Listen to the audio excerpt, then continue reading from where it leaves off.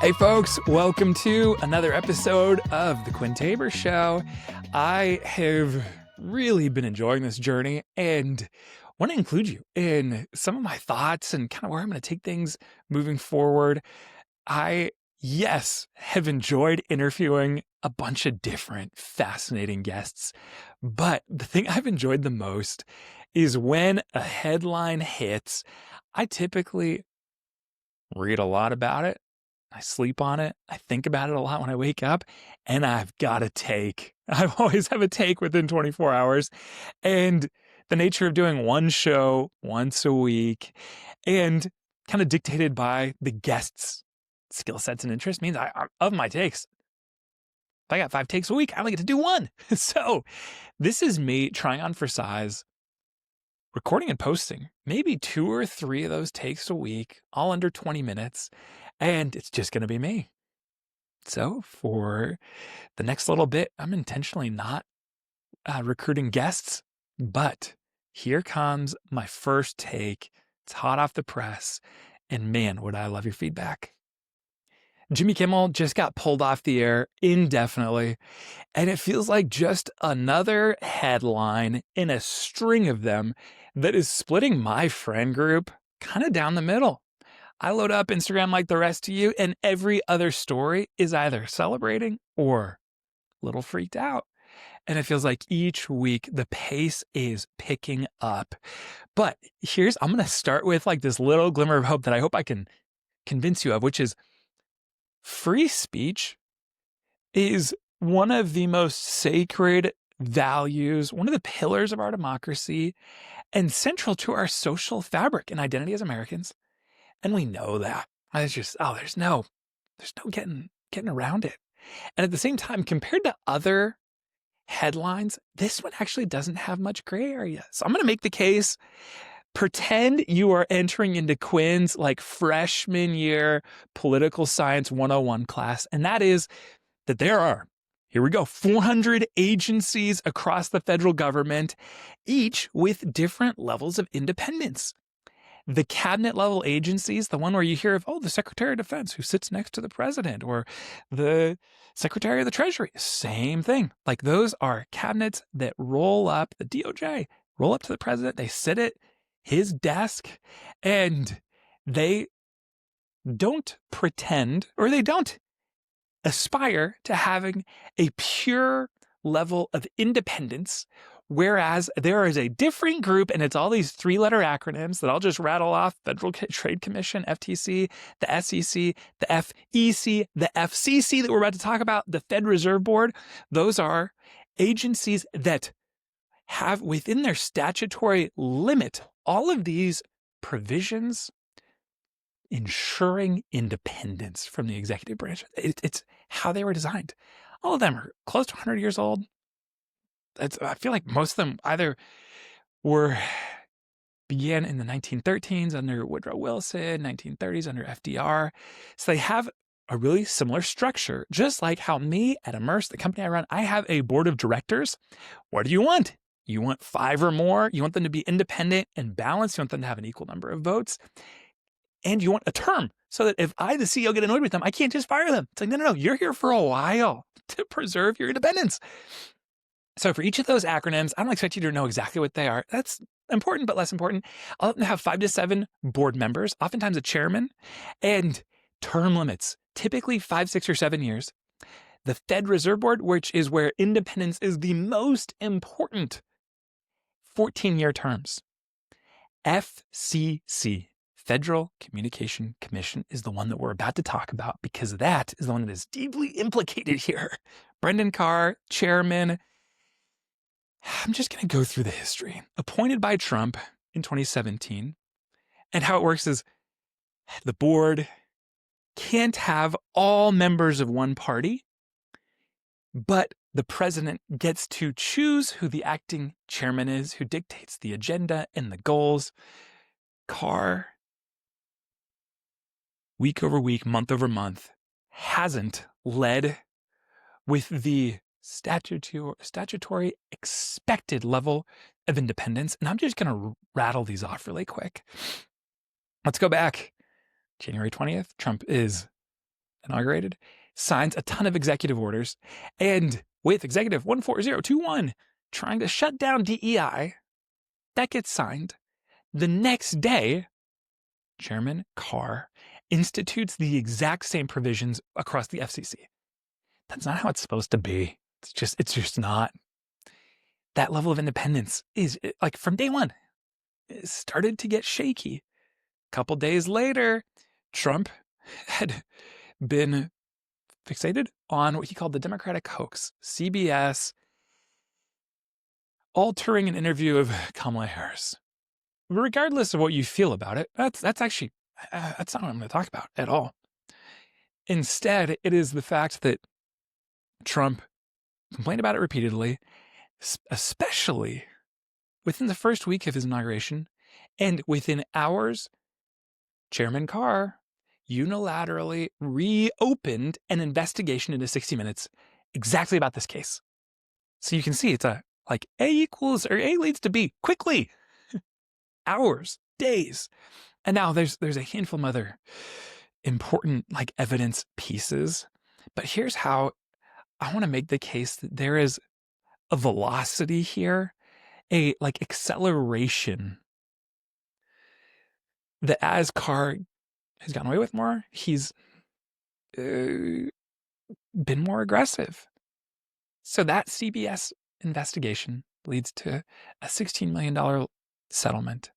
And now here's where it gets personal. I love Stephen Colbert. I've been a fan of his since middle school. I think I've probably listened to his late night more than nearly anything else. He cracks me up. Kind of reminds me of my dad. That's why. Colbert in July, same thing, was at the time his show was removed, but with no direct ties to the FCC or Trump.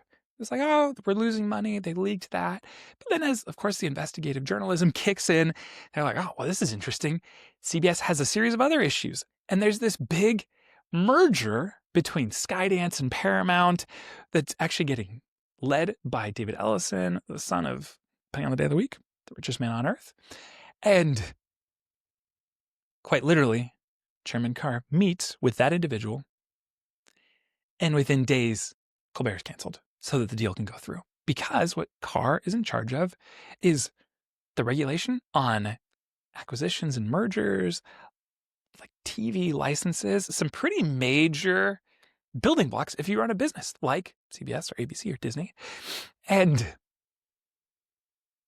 at the time, though, there was a case.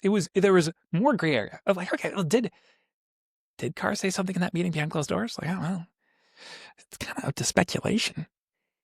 And here's where I would just argue things are accelerating. It's been less than 2 months. And here's the facts on the ground as we know it.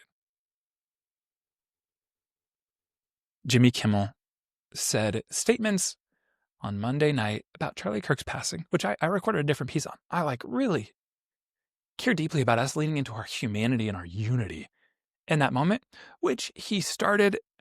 He had some really good sentiments, and then he cracked some jokes that definitely offended Republican or MAGA listeners. I'll let you listen to those, and you can be your own judge of the severity. That's maybe the part that is the only gray area, is how you interpreted his comedy.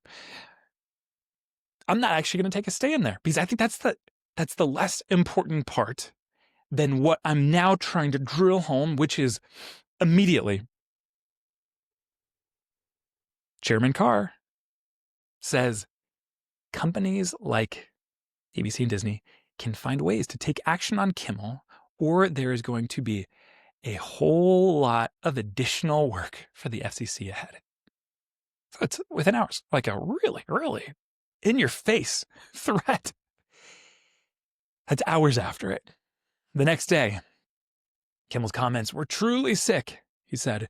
The FCC has a strong case for holding Kimmel, ABC, and Disney Company accountable for spreading misinformation. As I was seeing those on Twitter, I was like, whoa. that is really playing a partisan game that is not in your job description. Plain and simple. And now I'm just going to keep going where we're at right now, because I've checked in a couple more times today. What has Carr continued to say? The last shoe has yet to drop, meaning other late night hosts or other TV personalities should be feeling similarly. He hinted at like The View, randomly, a TV show that I was on last year. I'm like, I met some of those hosts. Oh my gosh, this is getting crazy. The next part that he said, Trump has run directly at these legacy mainstream broadcasters, and he smashed the facade that they get to control what we get to say and what we get to think. So all of a sudden I'm like, oh man, these quotes matter. They matter. Our First Amendment is sacred and is, in my opinion, separate of how you interpret Jimmy Kimmel. The First Amendment, when you read it, is clear around our protections around free speech, and they are broad, and they encapsulate comedy, and the Supreme Court has judged rulings to make sure that TV shows and broadcast stations are protected. It's not that I disagree with the case being made. I don't actually even see Carr making a case for anything other than a political disagreement. He isn't trying to reference other cases of, okay, well, if your free speech is inciting terrorism or violence or obscenity, at least like reference the Constitution or other Supreme Court rulings. It's not even happening. And now, here's as of a couple hours ago, Trump said, when you have a network and evening shows and all they do is hit on me, Trump, if you go back, I guess they haven't had a conservative on in years or something. Somebody said that. But when you go back and you take a look, all they do is hit on Trump. They're licensed and they're not allowed to do that. They're an arm of the Democratic Party. It's the same thing. It's feeling more and more like they're saying the quiet part out loud. Meaning the decisions and the conversations it feels like they had in back rooms to get Colbert canceled, feels like they're just doing it right in front of us. And kind of they're bragging about it. And they're actually trying to have that chilling effect, that threatening message, so that the View is a little more careful what they say next time. It's like, wow. Whew. Where is the reverence and the sacredness for our First Amendment right? And that comes right after an election cycle where when I try to be really fair and just call balls and strikes as I see them, it's like, hey, I actually liked the sentiment that Elon and Trump and JD said whenever they claimed that they were the free speech absolutists. I heard that term so many times in the run-up to the election. I was like, hey, if you're gonna trend some way, I'd rather be that direction than like overt censorship or punishment for making political statements that you disagree with. So I'm like, okay, well, God willing, they're gonna follow through, and if so, I'm on board. One of the things JD said early on is, free speech, I fear, is in retreat and threatened and bullied by social media companies to censor so-called misinformation. The Trump administration will do precisely the opposite. Like that was something I heard him say on the campaign trail and more recently as the sitting vice president. So where does that leave us? I really think that if you and I identify as a believer in the sacredness of free speech, separate of what anyone has said about the Charlie Kirk passing, which is a tragedy, or really any other content you disagree with, now's the time to say something and exercise your and my free speech. And for me, I think I just keep reflecting on and getting riled up by the quotes of our nation's heroes. I did RFK Sr. last time, and because I love biographies, and I've read biographies on pretty much every founding, all the kind of key founding fathers that we remember.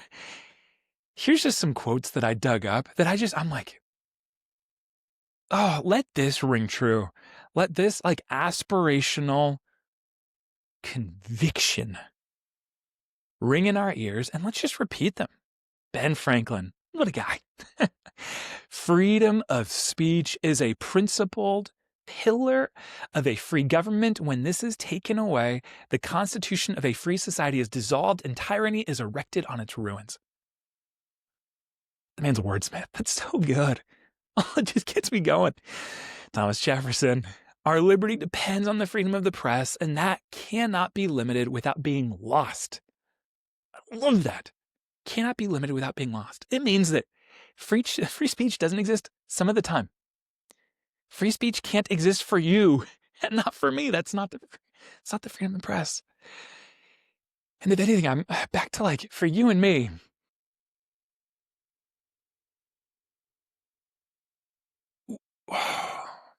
we need to revere the sacredness, but also the importance of free and fair governance that doesn't just serve you, because what happens when the next person gets elected? That's so much of my fear. It's less of what's going to happen this month, but more about, what is a country? What is the country my daughter will inherit one day? That the fundamental pillar has come into question, and that we're applying our own interpretations of the Constitution. It's clear. It's super clear. Here's the last one, George Washington. If the freedom of speech is taken away, then dumb and silent we may be led like sheep to the slaughter.